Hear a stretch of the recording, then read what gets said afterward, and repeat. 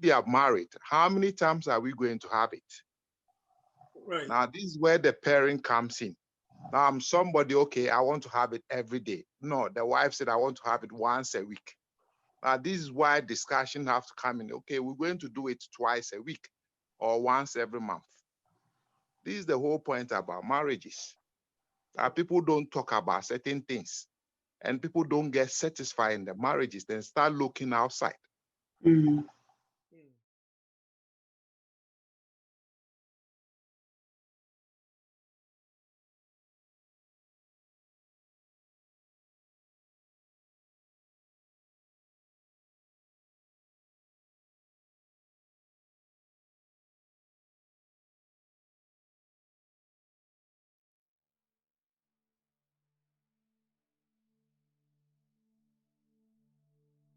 Very happy to see all of you here.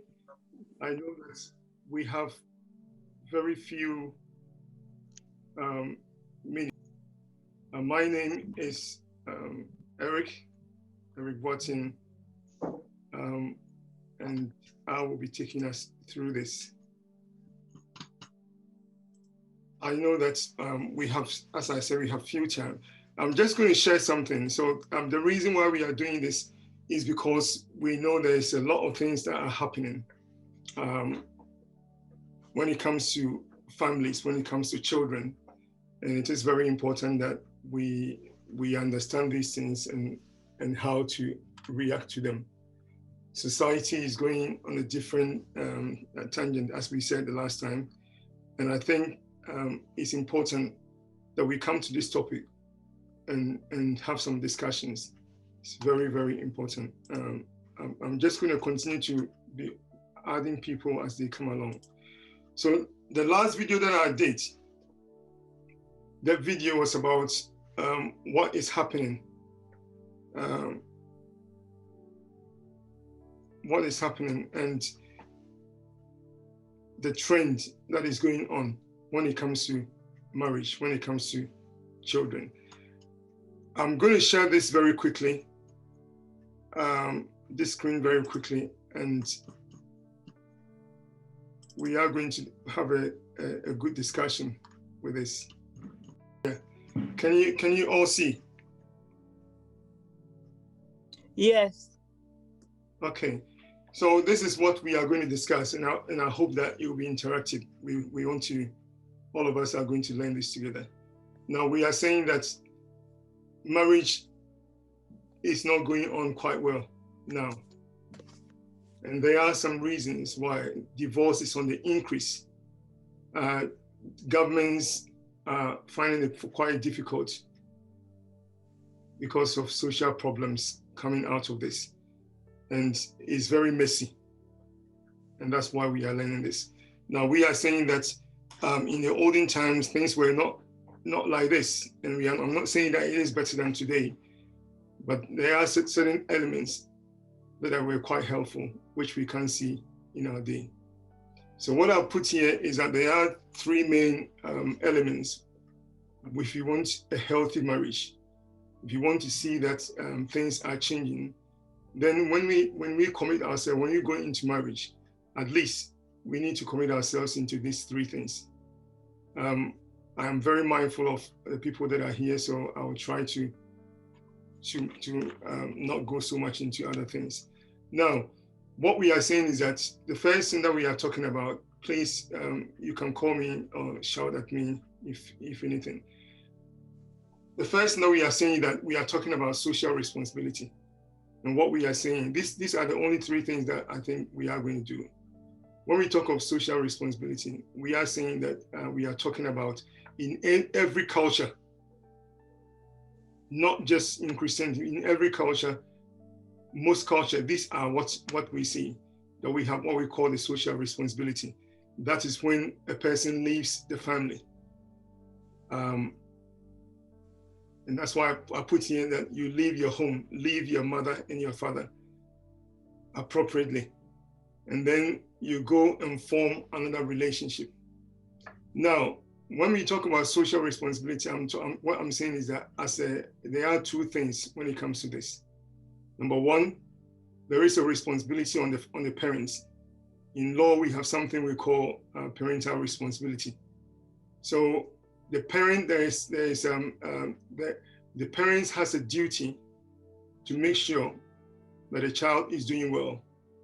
Now, when it comes to marriage as well, we don't see this because we don't prepare people for marriage. But I am just putting here that one of the responsibilities that parents are meant to have is to raise your child in a manner that they will become positive to society. One of which is that they are going to go into relationships, and how prepared have you made for them. It's very important. So there is a responsibility on the parent to ensure that I am bringing up a child that can be positive, that can add to the value of somebody else. And then the second thing also of this social responsibility is also lies on the child, that because I'm going to form another relationship, because I'm going to make another family, I have the responsibility to ensure that I do it right. And that's what we are saying. That nowadays, this is not what we see. What we see is that people are leaving home. People are going out of their families and forming other relationships that none of their parents or anybody knows about. And because of that responsibility upon us to think of the next generation, the next family that will come out of you. We don't care about that. Are you with me? Yes. Hello, are you there? Yes, we've just muted, but we are listening. Okay. Yeah.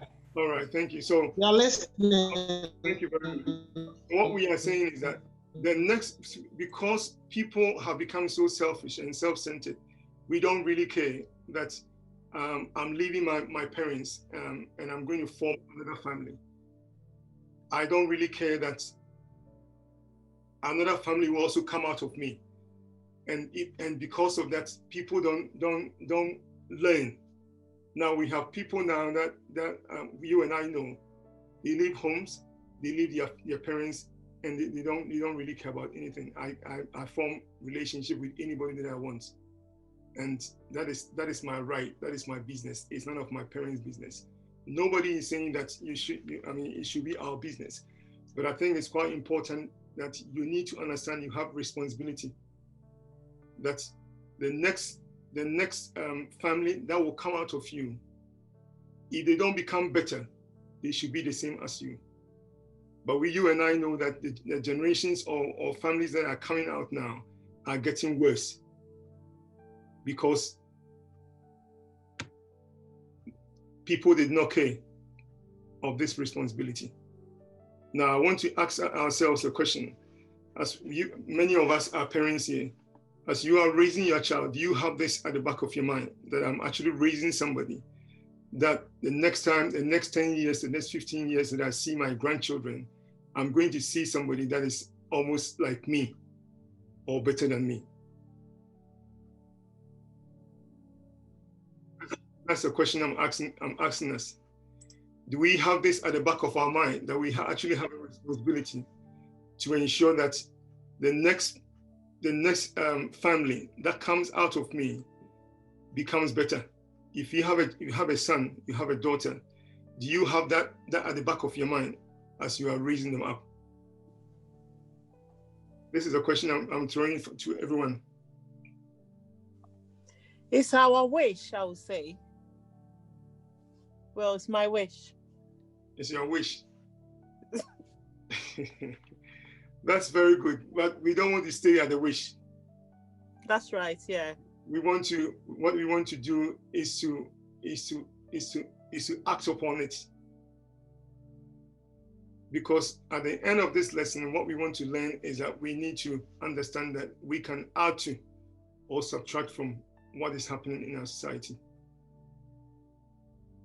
So it is very important that we have this at the back of our minds, that the next generation that is coming out of me, these children are raised in a manner that they can become positive to other people. Now, when we have this at the back of our minds, we are very cautious. We are very intentional when it comes to raising our children, because we want them to become better. Now, what do we see now? We see people very busy, very, very busy, and therefore they don't have time when it comes to this. What we tend to do is that children are getting stuff from a different source. And these things that they are getting are not the right stuff that they are getting. Now, many of our children are being taught. I mean, we leave them to be taught by their teachers or social media. And because of that, we are seeing what we are seeing. Now, because we are so busy, and people out there, social media is just like junk. Everybody can throw anything there. And this is what is teaching our children. So the first pillar that I'm saying is that we need to understand if any body can have a very healthy relationship. The first thing to understand is that I have a responsibility, just like my father and my mother had, that I need to learn right, because I'm going to raise children. I mean, even now, we have children raising children. We have children who are making babies, and they don't even know what everything is all about, because they left home not caring about what's going to happen to the next generation. So that's the first thing that I want to put. I don't want to dwell so much on that. The second thing that I want to talk about before we come to the question is the personal commitment. Now, in any relationship that will stand the test of time, this is very important to have. This element is very important. And I'll put there that you need to get glued to the person that you are married to.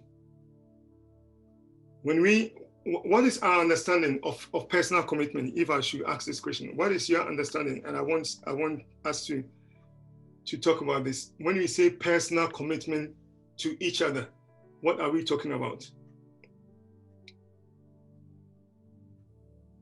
See the other person's interest as well, or commit to the other person's view. I'm not sure. Yeah, that's true.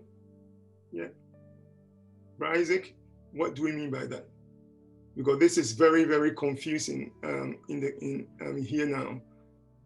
That's I would say not being selfish in a relationship, but thinking about the needs of your partner and your children as well. So how would you give me an example of that? Example, what I would say is in a relationship or in a marital home, things should be done on a unilateral basis, like we share ideas and we do things together. So we don't think about individualism, but instead we share ideas in everything that we do. Because like from your introduction, some of the things that really people think, oh, I'm the head and I'm the neck, and all those things don't work. As long as there's idea sharing and it's a lot of communication between the couples, then I think things will be better, instead of someone thinking, I'm superior than you. Thank you very much. Anybody else that wants to add to that? Thank you all for this. In marriage vows, when people say that for better, for worse, for richer, for poorer, what are they saying?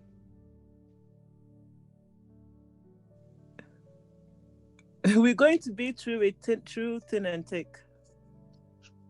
But do we really? This is a question that I ask all the time. Do we really see this? Is that what is happening in our day?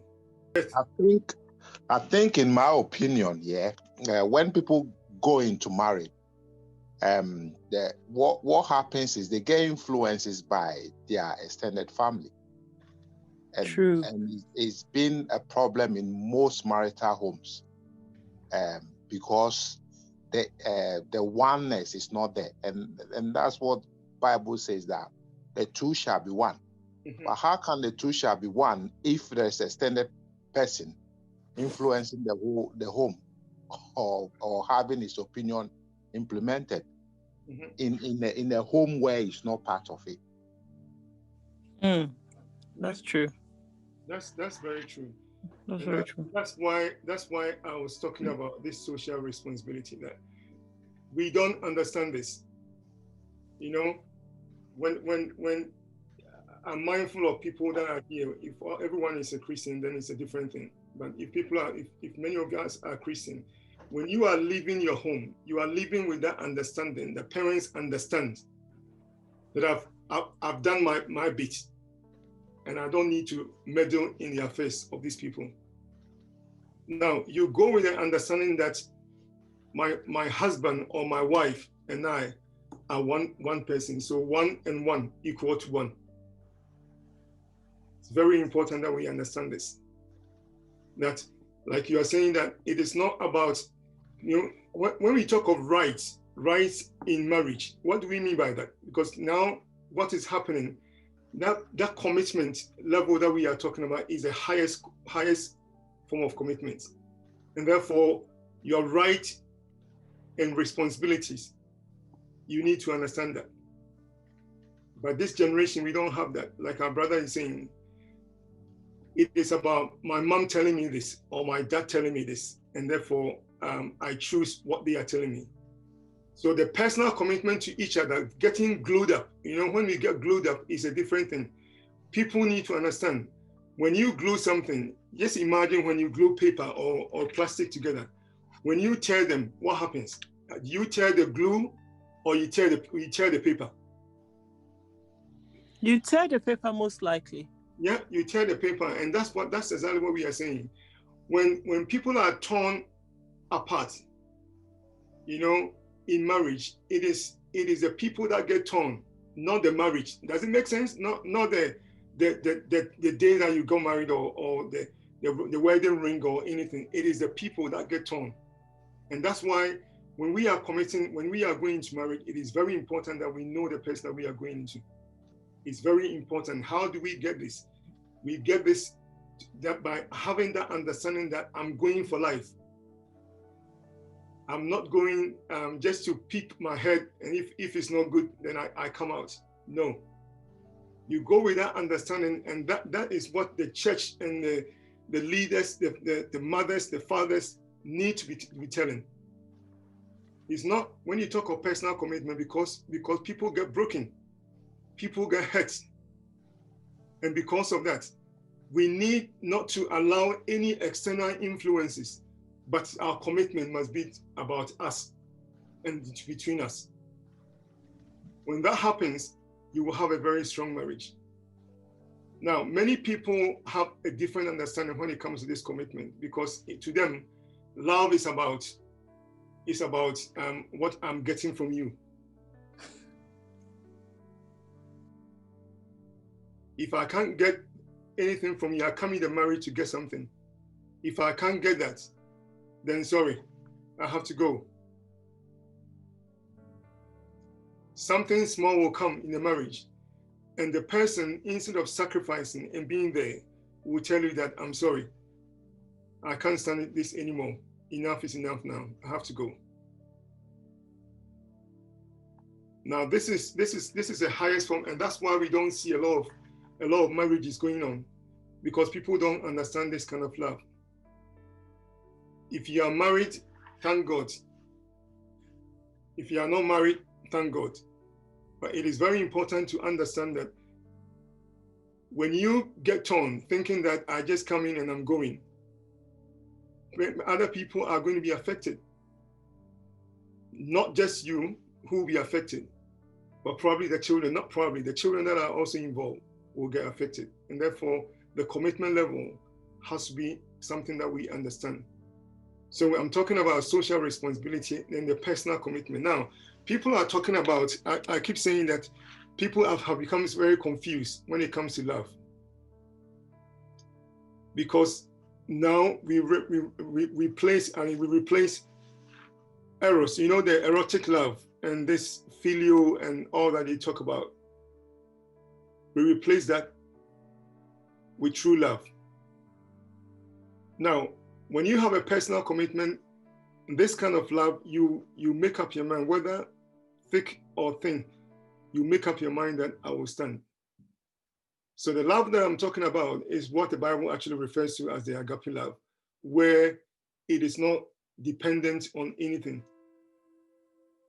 You marry the person, there are certain things about the person that you may not like at all, but because you understand that you've been glued up and you just cannot leave, you stay put. This is probably something that we are learning so that we can be helpful to other people.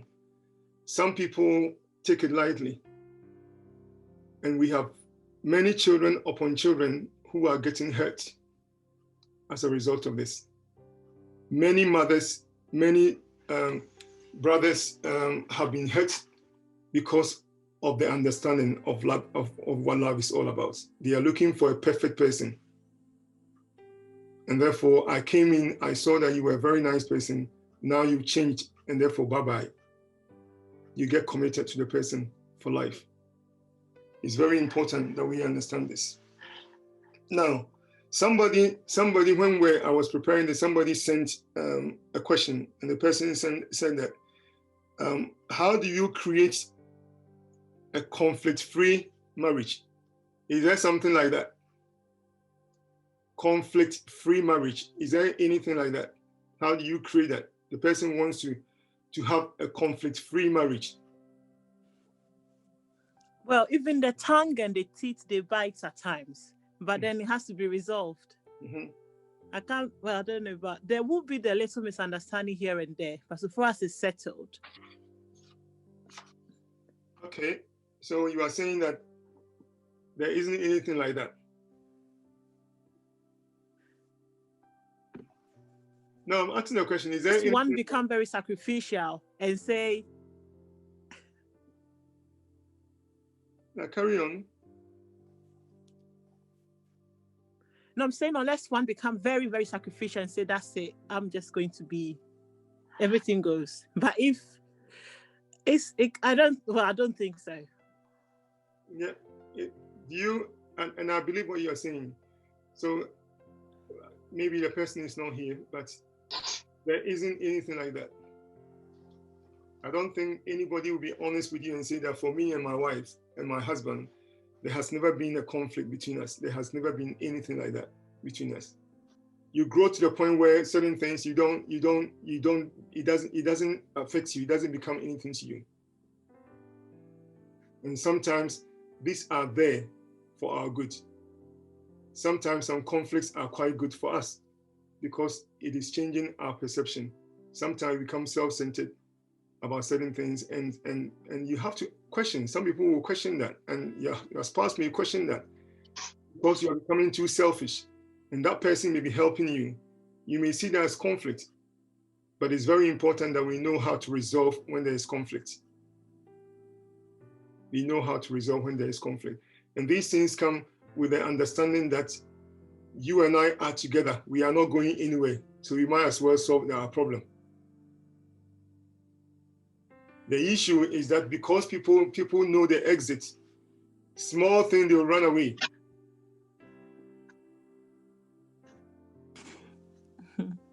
There is no exit when it comes to marriage. And that's why that commitment is so important. Now, I have a student that the student was telling me something about what is happening now. That she was quite surprised with the things that questions that I was asking, because now apparently there are apps. They have apps that if you want sex, you can easily. It's a matter of just going into that app, look at the person. If you are happy, we go together and do whatever we want to do. Commitment free. That's what society is going now. And I'm not surprised why a lot of people are having so much problems when it comes to their personal, it comes to these things, because commitment is not what people like. And that's why this generation, people don't want to talk about marriage. But I think it's very important that we understand that we understand this kind of commitment level, that we will teach whether you are in church, whether you are wherever you are, you need to understand that this is good for me because it changes me. It makes me a better person. I don't run. I'm not just going to have any kind of relationship that has no commitment, because the other person will have no basis. You know, a man, a husband or wife become very confident knowing that no matter what I do, my husband will not leave me. My wife will not leave me.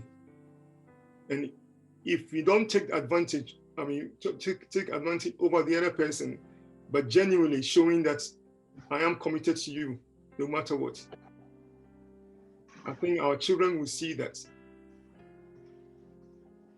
And we will get, some better grandchildren and stuff as we're talking about the social responsibility.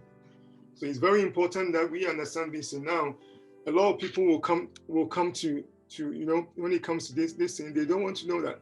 And that's why, because people are it's so easy. That's one of the things that the students say, that now it's very easy. It's very, very easy to get a woman or a man, just have sex with the person and just move on. Because of that, we don't see marriages going on. And it's very sad that we need to understand that these things, you don't just, it affects us, but people don't know that it affects them. So we are learning. I think it's quite important that we understand that commitment level is something. You may not like it. I may not be happy with what is going on, but because I'm committed to you, you will find a way out of this. I cannot just run away. It's very important that we teach our children to understand that relationship that you are going into, that person that you are going, if the person hurts you, would you stay or would you run away? And I think nowadays the churches, the pastors need to start talking about these things, that when you talk about for better, for worse and stuff, you are making a very conscious decision. It's very important, because Miles Monroe said that it is quite crazy when you come together and be blessed in a church, and then you go to the court just to divorce. It doesn't make sense, because with God there's no exit. It's very important that we understand it. So I'm just throwing this so we are very clear when it comes to this, because this kind of love become very personal. It does not depend on her body or his money or anything, but it actually depends on the fact that I am committed to you and I will stay no matter what. The last thing that we want to talk about, these three things, is before I ask my questions, is the last bit. Now, the last bit, which means a lot to me, is about this physical union. The physical union that we are talking about. I know that this is a very questionable area that people ask a lot of questions about, and people don't actually want to even listen to that. Now, what I'm saying is that physical union must come after a person understands social responsibility and personal commitments. If a person does not understand what their social responsibilities are and what their personal commitments are, then if the person jumps into physical union or sex or becoming one flesh, that will cause problems. And I want to dwell on this for us to understand certain things. Sex, what is wrong with sex? Let me ask a question. What is wrong with sex? We are all adults here. What's wrong with that? Nothing. Nothing is wrong with it. No. Where can it go wrong?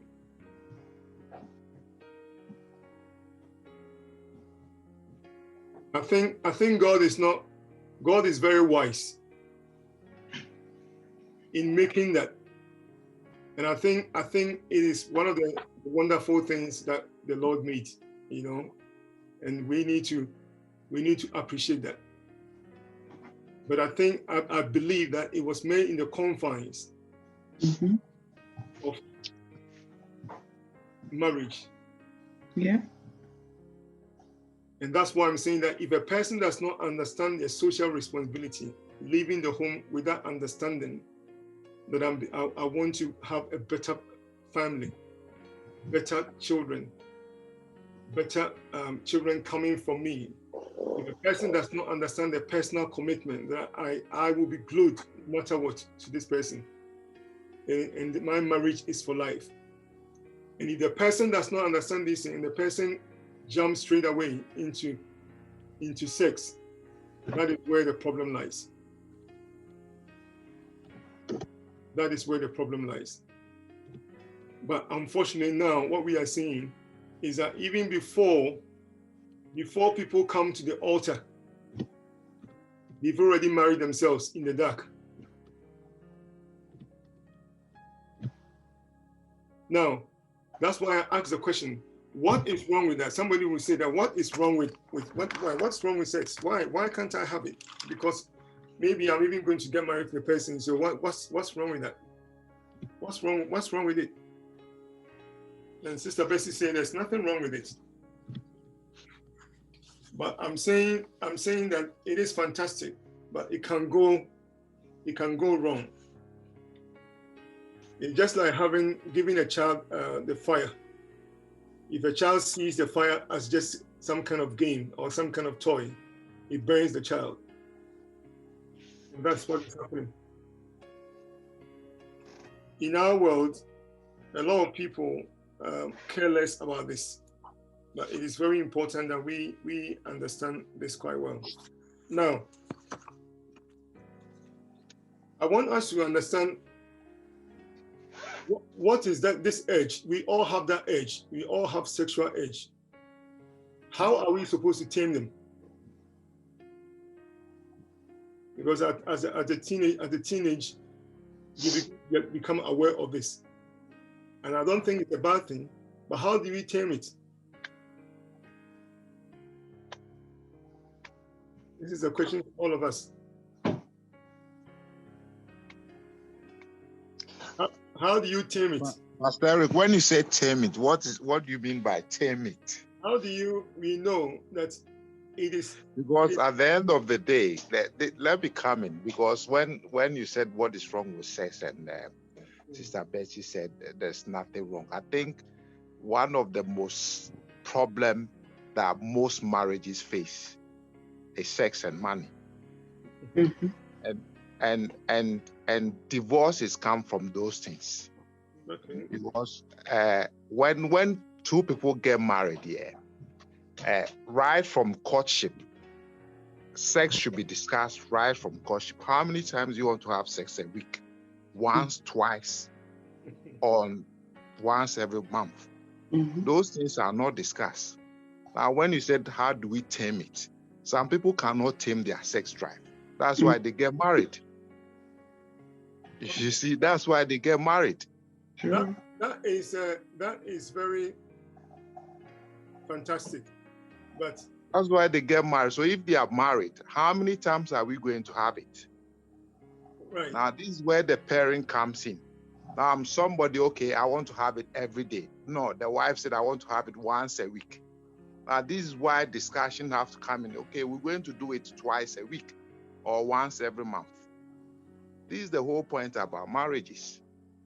People don't talk about certain things, and people don't get satisfied in the marriages, then start looking outside. Mm-hmm.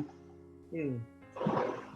But now, when it comes to sex, nobody wants to talk about sex, but it's very, very important. We have to talk about it. It's very important. That's why these discussions are there, to talk about it. But because when a woman meets a guy or a guy meets a woman, before they go into marriage, they have to discuss this. Then I've seen people divorcing because the woman wanted, the guy doesn't want it. The guy wanted, the woman doesn't want it. Now, why would you even go into marriage with somebody who doesn't want sex and you want sex? Or the person wants it and you don't want it? Right from the beginning, it's a divorce in process. Hmm. But can I also say something? Can I say that this is where we need to be very mindful. Hello. Hello. Hello. Sorry. Yeah, Pastor. Before I come, sorry. Before you come in, I don't know. I think my suggestion, in my opinion, is I understand why Brother Isaac is saying that we have to discuss, but what I know and what I understand, and according to the Bible, it said that if you are married, your body belongs to your husband, and that the husband, your body belongs to your wife. So if the Bible is saying this one, that means if one of you is ready, you don't have to resist that person. That's what I believe. Because if I say, for example, we got married, okay, I want to have 1 or 2 or 3 times or in a week or in a month. And let's say the other person is ready. Because what I understand is this one you can't say that today I'm ready, tomorrow I'm not ready. Because I can be ready, the man will not be ready, and then the man will be ready, I will not be ready. So what I understand is, if we go according to the Bible that your body belongs to your husband and your husband body belongs to you, we don't have to say that, okay, I want twice or month or whatever. I think that's why we are saying, if we glue together, we understand each other, and we have to, be submissive to one another. Amen. That's what I understand. Amen. Sister Amen. Mabel, I'll come in here. Okay. I've seen marital homes where some women use that thing as a weapon. Because you've not done this for me, I'm not going to sleep with you. And then mom, that's very wrong. That's very wrong, because this is I the know. whole point. Yeah, This that's is the very whole wrong point. to do that. It's very wrong, because your body, Bible said that your body is not for you. So if it's not for you, you can't use that thing against your husband or your wife. So that's the whole thing. That Can is, I ask- okay, sorry. No, please go on. Yeah, so I think that's the major is I would say one of the major issue that marriage is broken, because especially the women, they use that one against their husband, because okay, if you don't want to give this one to me, I won't give you this. If you don't want to, this one, and which is wrong, because your body is not for you. So if we obey the Bible, we don't have to do that. And if we say we are Christian, and I always say that it's Bible said that God said, I hate divorce.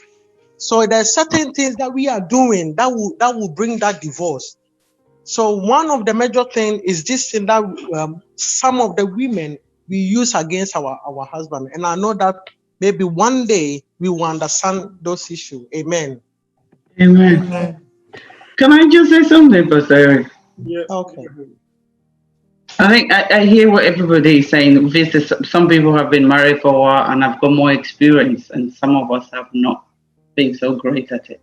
But I think the concept here, it's everything that everybody is saying is true. It makes sense. And I think we need to go back to the drawing board in terms of why are we actually getting married? If you understand and the basic foundation of why you're getting married, whether it's for love, if you have a purpose as to why you're getting married, a reason as to why you're getting married apart from love, then I think this is why the conflicts rise. Because women will get married because I'm getting old, I need to have my children, and vice versa. The men might say that, or the women might go to get married because, oh, anybody can get married because I'm lonely, or I need a financial situation. There's always a reason apart from love. So when you have those reasons, or because I need to get my immigration paper, I need to increase my finances. If you have those rationale for getting married, I think that's where we already stand the ground of conflict. Because once those have been accomplished, you don't love the person. You've gone in there for something and you've got it. But if you love somebody, all these other issues that comes up is something that as the Bible says, love can overcome a multitude of sins. You kind of like get on with it. But I think that's why nobody owes anybody, in my opinion. There's no need to say you're my property because now you're getting married to me. That is abusive in itself. It's about negotiating, as Brother Isaac said, it's about communication and being very open from the onset about what your expectations are in terms of this relationship that you're going to get into it, instead of having an agenda that is just one-sided. And once that person accomplishes what they want, then it becomes I. It's not about us. In my opinion, that's why it's anyway. Well, thank you very much. For those of us who have just joined, we've gone past the social responsibility, the personal commitment, and now we are on the physical union. What we are saying is that for sex to fulfill its purpose, you need to understand your social responsibility and your personal commitment to each other. The question has arisen about the sex drive and sex, which is becoming an issue. Marriages are breaking down as a result of misunderstanding of this. And that's what Brother Isaac and Mr. Mabel and everyone is talking about. Mr. Betsy and everyone is talking about. Now, I wanted to start with the basis before we come to those who are married. But because you started with those who are married, let me just say this. The basis, and I want to say this, if sex becomes the focal point of marriage, then we have missed it. We don't marry because of sex. Sex is an expression of love. And what do I mean by that? What I mean by that is that the love comes first before the sex. Exactly. So that's why I'm talking about, that's why we talk about that personal commitment. If you don't understand the personal commitment, if you don't understand the social responsibility, sex become an issue because, and that's when some women are using it as a weapon. Some men are also being selfish about it. Sex is not the focal point, and it's very important that we understand that. Now, I don't know, Brother Isaac was saying that we should discuss this, which is a very wonderful thing to discuss. But I think there are times that you and I know that, if you say you have it every Monday or every Tuesday, it doesn't work like that. I think we don't. It doesn't really work like that. Maybe what I understand, Brother Isaac is saying that you should be expecting that at least 2 times a week or so I should have it, or 3 times. Yeah, that's what I meant. Like how many times a week? Yes. So can I come in? It's Yes. a natural thing. We've been married. Time frame on it. We've been married for like 16 years now. Yep. And sometimes we just say, okay, let's think about the physical side of things. We need our health. So we will agree 3 times or 4 times in a week. But we end up doing 6 times because my husband is tempted. I'm just giving an example. So sometimes it's in the mind and we need to get the person. If the person is not ready, you know what to do as a woman. I don't know about the men. The men also do because my husband knows, you know how. But so... It's sex stuff from the mind if you want it to be proper. Yeah, exactly. And so we can get them to, we agree, but we get them. Then if somebody is really, like, because it's also with the mind, we need to find out. If somebody keeps avoiding, there might be a reason. Maybe the person have gone through an abuse before or something as well. So we really need to go into all that to see what is it. Yeah, it's very, very important that we understand these things. I mean, my point was to start with before the marriage. Before the marriage, it's very important that preparation is done. Any woman, and I say this because many men whose focus is so much on sex, and become so abusive in sex starts from the beginning. If a woman does not give herself to a man during their courtship, you force the man to become prepared. These are the reasons why it is not for a woman to just easily give in to a guy. You are not helping the person, because right from the scratch, you have not caused him to wait. And I'm saying this as a man, not because of anything, but I know that if you love a person, sex does not become the first thing. And let me start with that before I come to the marriage bit. It does not. If you are able to wait, however long that person, however long that you have to wait, and that is part of the preparation. That is part of the preparation. The reason why many men are flying their arrows everywhere is because it's so easy for them to have women, and they don't cherish. Just like any boy who keeps conquering, that's what you see it. Many before even they marry, they already get broken before they don't even get married, because they give themselves up so easily. And I want to say this so that those of us who have children, you teach your children, especially the impact on the girl. Please understand, before we come to marriage, I want to say the impact on the girl is very positive. And that's why I started by saying that how do you tame it? The reason why I said it is because in my mind, you have to be able to tame your sex drive. You meet a woman, obviously, men as we are, the first thing we are thinking about, is this woman, how do I even get her and all that? It's part of our the way we are wired. But it's also very important that we understand that if I love a person, I will wait. And I'm saying this to our women and even to the girls. We are saying this so that we can pass it to the girls. The impact on the girl, we know, is far more than that of the men. When pregnancy comes in, it is them that go. When emotional stuff, it is them that go through. I have a colleague. That colleague said to me that we were working on the case on the rape case, and the way she was so emotional about it, very, very emotional about it, and running up and down and all that. And I just asked a question: can you tell me? I just want to understand how this does to a woman. I want to understand that. And what she said was that that's all that a woman has. And if you take this from me, that's it. You've taken my all. I don't know. The women can tell me if that's true or not.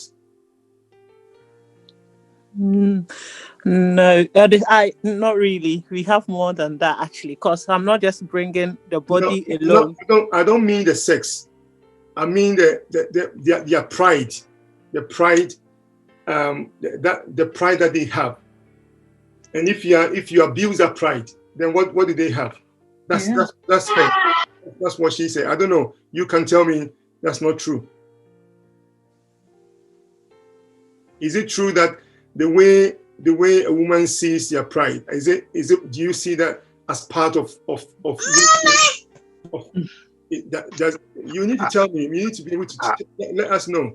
But that's what she said, and because of that, she was very, very. I'm definitely not saying that that's all a woman has. That it's not just about your whatever. It's not about that. Pastor Eric, let me come in here. When you talk like if it's their pride, it depends, because most women will give themselves to you when they love you. Mm-hmm. Unlike men will sleep with a couple of women and choose the one that, this is the one I want to be with. Mm-hmm. Now with women, you have to do something that they cherish before they give themselves to you. So when somebody raped them, it's like the person has taken something that they've not given. If it makes sense. Yeah. I mean, I'm a man, but I'm talking about. No, I understand what you're saying. Definitely, yeah. Definitely. From a man's point of view. Are you saying? Can I ask a question? Are you saying that from what you are saying, that a woman who loves you will give herself to you? No, women. You see, when it comes to love, yeah. I don't know about you, but I went to boys' school. Now, when men sit down, men want to conquer, like you were saying. But a man will sleep with anything. But women don't do that. A woman will never sleep with you until they've seen something they like about you. I mean, the women here can bear me out. So what does that mean? That's what I'm trying to say. So does it mean? Yeah, but this is why. So if they've not given it to you and you take it, then there's a problem. Okay. So what I'm saying is that so they give you their precious possession. Is that what you are saying? That's something like that. I think it's about the emotional differences between a woman and a man. Yeah. Women have, when a woman don't have sex with you, they love you, but there's not that emotional bond there yet. But once they have, whether they actually love you or not, once we become intimate with you, there is a DNA mark that has been left there. And again, for me, this is built back into the patriarchal society view of women and how women are seen. A man can sleep with numerous women and he's still seen as a guy, the good guy. If a woman does that, she's looked on as a useless woman, basically. So in order to keep your dignity, you want to be seen to be not really promiscuous, not the word really, not being promiscuous, but a one man's woman. And so when you find yourself in those situations where you've slept with numerous men, it becomes a bit, society don't favor you in that sense. So when you say a woman not wanting or sleeping with men become a problem, it's because being mindful of how you are perceived and how that is likely to have an impact on you later on if you were to have a relationship. So that there is the patriarchal view and society concept of that, as well as the emotional impact for the woman herself. And that is basically based on how we are raised. If you're a Christian, it's not favorable for you. Obviously, you had the same element of it and your relationship with God. There's quite a lot of things that don't really favor the women when it comes to sex and relationship. But it's basically how, yeah, that's how I see it in that concept, you know. Okay.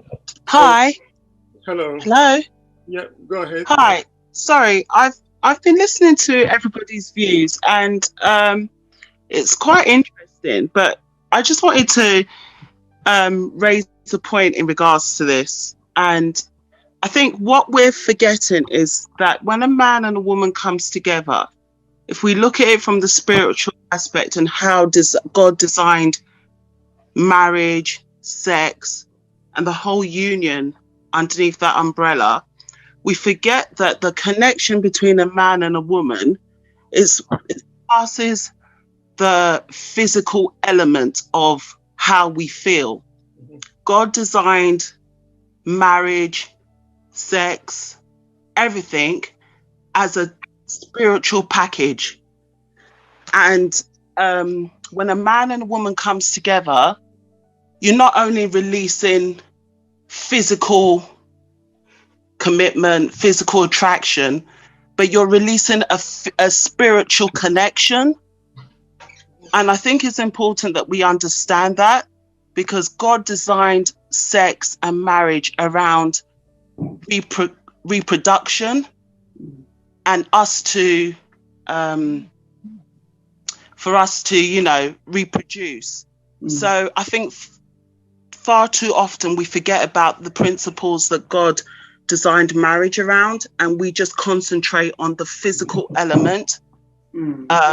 Marriage is important because I need that physical contact. Marriage is important, which it is, but it shouldn't be the paramount reason why you enter a marriage, and it shouldn't be the main discussion You know, if you're married and for whatever reason you cannot have sex with your husband 3 or 4 times a week, it shouldn't be an issue.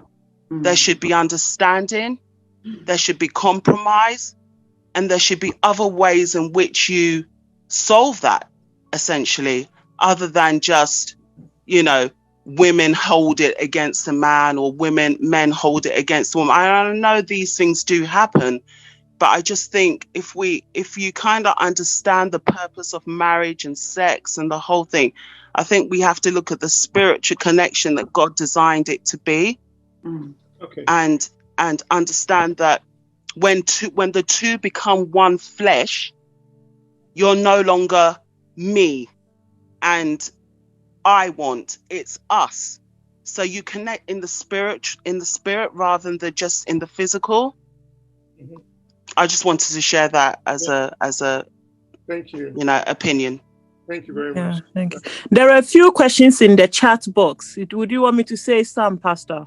Yeah, if you want. It says, Can I just say something before that? I just want to say that so that Reverend Priscilla, before you come in, just to add to that, because I wasn't sure whether the people that are here were Christian, but it looks like almost everyone here is a Christian, so we can talk about spiritual things. There are deep things when it comes to these things, and in fact, the Bible talks about the fact that Paul said that I'm speaking mysteries to you. There are deeper things than the physical that we are talking about, and that's why my focus today was about how you even enter into the relationship. Sexual stuff is beautiful, it's awesome, but if it's not in the context of marriage and it's all about sex and all that, something is not right. And that's exactly why the beginning is very important. I keep saying that the sexual drive that I have, the drive that I have for food, if I want kinky, if I want jollof rice, my mouth engages in that, my hand engages in that, my belly probably engages in that, and my hands. But when it comes to sex, when you have sex, your totality is involved in that. And you are talking about spiritual stuff as well as the physical. So you need to understand, that's why the first time that you had sex, you never become the same person. You are never the same. Yeah, and I think when you first have sex, if you're a virgin and you first have sex with a man, you release some, I don't know the right word to use, but my understanding is that you release a part of you that is in the spirit, that is spiritual rather than just physical. Because when a woman has sex with a man for the first time and she's a virgin, she has to, when she has sex, it's like, and she's a virgin, the man breaks a part of her which releases blood, and that blood is a sign of a physical contact that God designed it to be. Do you understand? When a woman is a virgin. So thereon in, when people come together, that's why it's so wrong for people to have multiple partners out of the concept of marriage, because God didn't design it that way. He designed it that sex should be within marriage. And if you understand marriage, that you marry once and for all, you wouldn't go around sleeping with multiple men or women to find out the best partner for you. You've already failed. And so therefore, it's a really deep subject. And I don't think, we can talk about it on the physical level, but I think to have a real understanding about it, we need to just think about the spiritual connection that God designed sex, marriage, and the whole principle around that. What did he, he said it's good, it's beautiful, it's everything. But within marriage, why did he say within marriage? Why did he put that clause on it? And why did he make it so that when you do have sex with your husband or wife, you release, there's a spiritual connection. It's not just physical, because when a man releases his seed and a woman releases her seed, it's a spirit that comes together. It's not just, oh, I'm, you know, beautiful, perfect, thank you. There's a spiritual release in the physical body that happens beyond our understanding. So, you know, I just think it's really, really important that, you know, if we're teaching our children and we're going to enter into marriage, we understand these principles. And I mean, if you don't care about it, then so be it. But I think, you know, going forward, we were talking about teaching our kids and commitment and so on and so forth. I just think we need to we need to understand, and children need to understand, that it's not something to be played around with. But that's what we are seeing. I know it's not something to be played around with, but even in that aspect, I think we're talking about it on a physical level, just like, you know, it's I think what is happening, the reason why how do I feel, you know, how, you know, it's all physical, like, you know. Yeah. I just think it's a bit, you know, I don't know. You are right. But what we are saying is that the reason why probably we started dwelling on that is because this was something that was shared. We don't know people who are Christians here and all that, and obviously we were talking about that as well. The things that the things that we've shared, it's not just as I said, it's not just having sex and going, you know, like you're saying. That's why we are saying that it is a different thing, a different kind of taste, a different kind of urge that I have. It's not the same as for food. That's why I said you don't become the same person again. Now, sure, it is not. It's also what is happening in our time, and that's why I was saying many people are just going about having sex anyhow. Now you leave a trail. You leave a trail at any point in time that happens. But what we are this evening we are talking about is to focus on our children, focus on ourselves. That things are happening. We have social responsibility, you know, to teach our children in a manner that they understand that this is not just about let's have sex, baby, and move on. There's a lot that happens, and the church, if many of us here are Christian, the church need to rise above this. God has his principle, he has his value, and if we need to come to that point of understanding that many homes are broken and keep getting broken because of this very fact, because we don't understand. We thought that I just want to enjoy myself and just go. Actually, what you are doing is that you are sowing some seeds which are very dangerous, and that's what is happening. So, Reverend Silla, you want to say something before? No, someone asked the question, you know, when we're talking about being glued together, and say what happens in abusive relationship if they are glued together. That was one question. Good. And then someone who said, I use sex for managing conflict in my marriage. Right. Okay. I think our time is, but we will try to answer this. Please. We know. I mean, I was actually going to say one of the things that I put in the slide is that, do you actually know that in England they have what we call the Clare's Law, where you go to the police if you're in a relationship with anybody. You go to the police and justify that you are in a relationship with this person, and you want to know about this, what the police hold about this person, because domestic violence is so much on the increase, and even government are quite worried about that.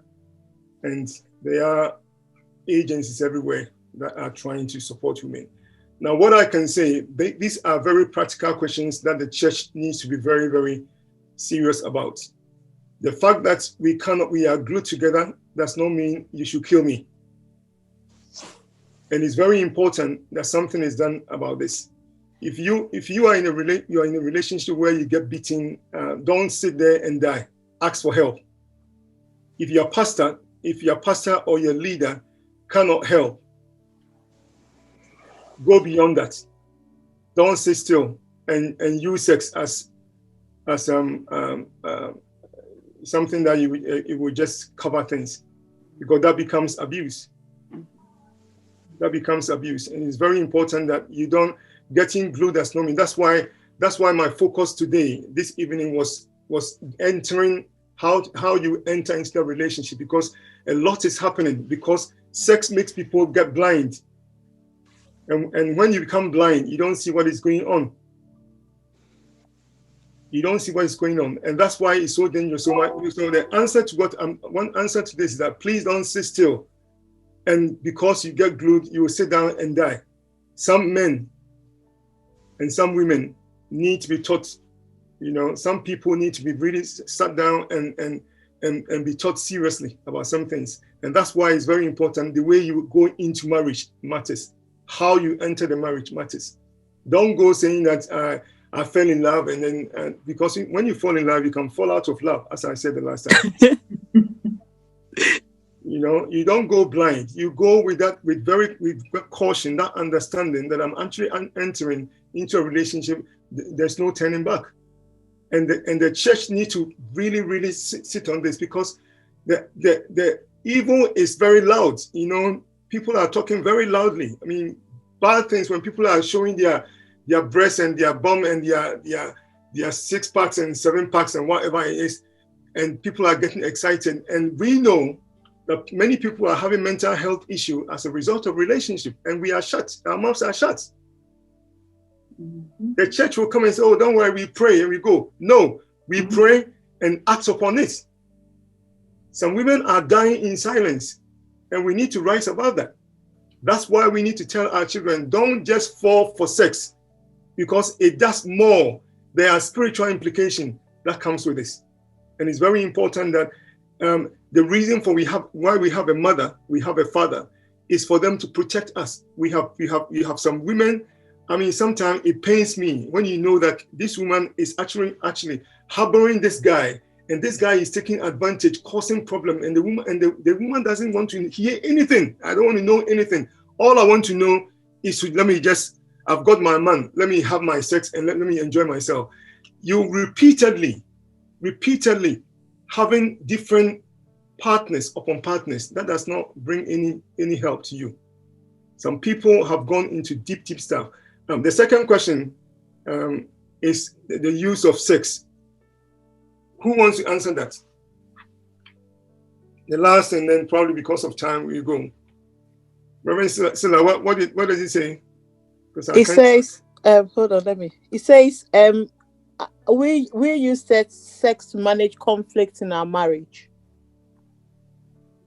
What do you think about that? It works perfectly. Sorry? It works perfectly. Yeah, it can work perfectly, but it can also become abusive. Yeah. Really? Yes, it can become very abusive. If that's all you use, and I'm saying all, if that's all you use, that's all you use to solve marriage problems, then that is very dangerous, because the person, after all, I will have the sex and everything will be okay. It's wonderful when you make up and then you do it together. That's wonderful. But if that becomes the sole thing that you use, then we need to be very mindful of this. These are very tricky things that we need to talk about. We need to really, really be talking about these things. I believe that the church needs to talk about these difficult subjects, very difficult subjects. We need to be talking about that. Somebody will say that I'm married. I know somebody, a man who says that I don't want to bring my wife into England, because if she comes, she become pompous. And the man is here having sex with other women and leaving that woman there, and that woman is so faithful, sitting back home waiting for this guy. So these are Christians. This is just sheer wickedness. And we need to talk about them. We need to be really, really open about this and talk about these issues. So I know that the time didn't permit us to go into so many deep things, but I want to just encourage those who are also single to know that if anybody is telling you that marriage is you are almost like a first-class citizen for marrying, and those who are not married are second class, that is a big lie. That is a very big lie, because You know that when you are not married, you know that you have time for yourself. You have time to develop yourself a lot. You have time to engage in people's lives and the rest. And you have time to prepare, especially as we are learning these things, so that you will come to a point where you know that it's better to enter into a relationship very that innocently than to go in with the wrong kind of experience. Many women and many men have had bitter experiences, and the next person that they get, that person is in trouble. And our time is up, so it's been really exciting. I think it's very important that we have these open discussions at times and talk about these difficult things. There are certain practical things that I refuse that anybody will come to me and just say that, oh, Pastor Eric, just pray and let it go, everything be fine. No, sometimes you need knowledge, you need wisdom around some of these things. After prayer, it's very important that you know how to go around it. Mm-hmm. It's very important that you have the know-how, the knowledge, and that's why the Bible talks about wisdom, knowledge, and understanding. You need these things, not only prayer. Prayer is awesome. It does the spiritual bit, and then the physical. You need to know how to go about it as well. God bless you all. I hope that in our churches we will have the chance to be raising these topics, and I'm very happy that our sister was talking about the spiritual aspect as well, which is even deeper than the physical, because they have a lot of implications. Mm-hmm. Thank you so much. I will end it here. Do you have anything to say? When is the next date, please? And I pray that we will wake up, rise up above these things, about ignorance, and actually know that we have the best. God gives us the best, and His knowledge is awesome. His values are awesome. We need to teach our children. Be very clear, very sincere, very conscious when it comes to teaching our children with these things. God bless you, and thank you so much for coming. I'm very grateful for your time.